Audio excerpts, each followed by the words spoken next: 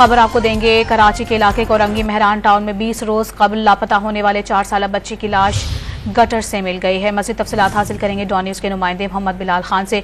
बिलाल, बताएगा पुलिस का इस हवाले से क्या बताना है?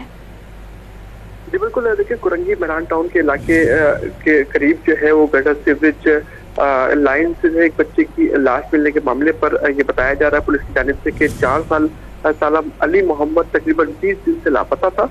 अब बच्चे के लापता होने का मुकदमा अगवा की बात के तहत कुरंगी इंडस्ट्रियल एरिया थाने में दर्ज किया गया था, जबकि पुलिस की जानिब से बताया गया कि बच्चे की लाश सीवरेज के गटर से मिली है। ऐसा लगता है कि बच्चा खेलते हुए हादसाती तौर पर खुले गटर में गिर गया था।